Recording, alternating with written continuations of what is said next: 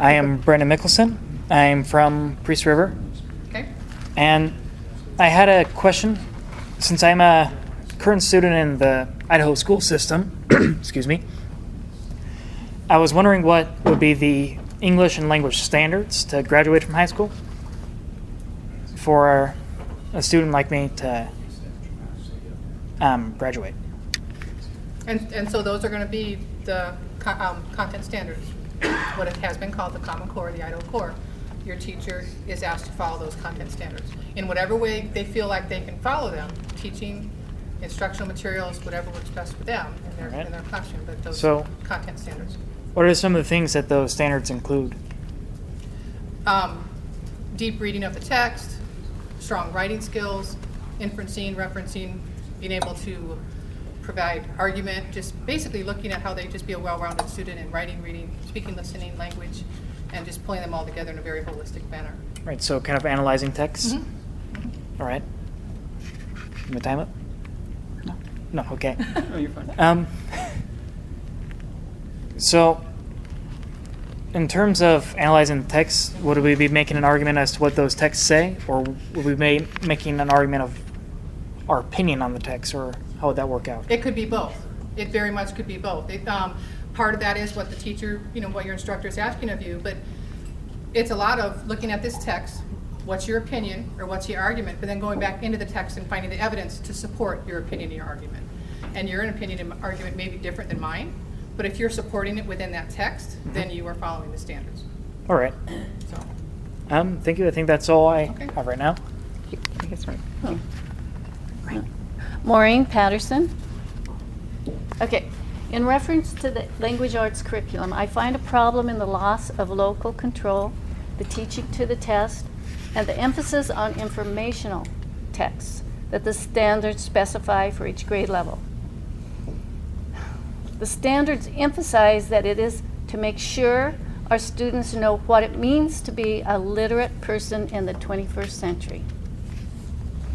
Because our teachers are evaluated on how well their students are doing on the Common Core assessment, they teach to the test and want the school to purchase curriculum and texts with Common Core in the title to make sure that whatever is on the assessment is covered.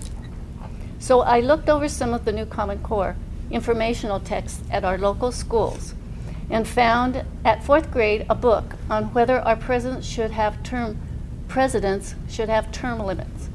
It had a yes side and then it had a no side. On the no side it said, our government, which is a democracy, I turned to the principal and I said, wait a minute, this is wrong. We have a republic. And he said, oh, it's interchangeable. He would not remove that text because it was on the State Department of Education's approved materials list. Please let me give you an example of the difference in a democracy and a republic at a 4th grade level. If we have a true democracy, then when over half the classroom decides that left-handed students should be thrown out, the majority of the students have the right to do that, and the teacher would help them with that action. In a democracy, you have no rights against the majority. Any rights can change at any time depending on who has the majority. In a republic, you elect representatives. They are responsible to act in accordance with pre-stated rules, like the rights of an individual. The teacher, as a representative of authority, is obliged to protect the left-handed students because they have rights that even the majority cannot take away. Is this not a huge difference? So our informational text is in error as to what our government is. Is this type of misconception what it means to be a literate person in the 21st century?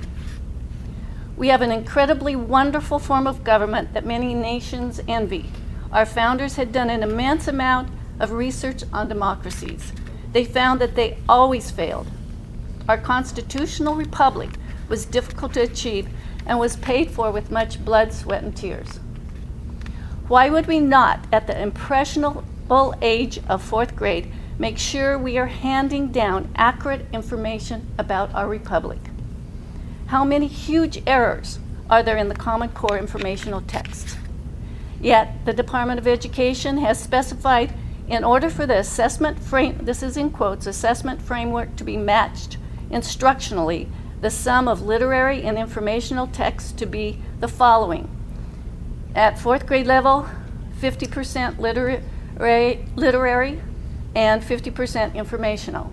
At grade 6, 45% literary, 55% informational. Grade 12, 30% literary, 70% informational text. If someone local finds any concerns or errors in the informational text, as I did, and wants to replace it with more accurate informational text, but is not on the State Department of Education approved materials list, application for this must be made to the Department of Education. They have to first approve it. Yet if an erroneous text is found on this list, it is still approved. How is this local control? Please address my concerns of the loss of local control, the emphasis on informational text, and the teaching to the test. Please. As a curriculum, I will also agree with what Scott has said, is with our approved provider list, this is a group of educators that are brought around from across the state. Those educators, beforehand in the process we've used for the last 4 years, have received the text provided by the companies, whoever's submitting a text. They get online review, they've gotten at-home review, they've got all the text in front of them at home to do individual reviews, and then they come together as consensus and meet with someone else that has read that review. They take approximately a week of time at that time and review the materials to the best of their ability in the short time frame we have. But all of those recommendations put forward are just that. This has been looked at by a group of educators. It is something we feel is a strong level of approving or meeting the standards as set forth. But these are not, you have to teach these. They're just not. Then that's something that. You do not have the time to read them all. You're right. We don't have the time. We wish we did, but we don't have the time. We don't have the funding. The teachers don't have that time out of their classroom to do that. But most of that is completely volunteer. They come in and volunteer to do this with what they're doing, other than we help them get there and we do some of that for them. But with that approved list, once it's approved by the board, that goes on. It's, hey, we've done some of this vetting for you, but we recommend and strongly say, please vet this for yourself, because this is not a list you have to use. There is not an approved list that, if a district wants to use this curriculum, you do not have to turn in an approved list to us and get it approved by us. That is not part of our procedure. They can use whatever text they'd like to.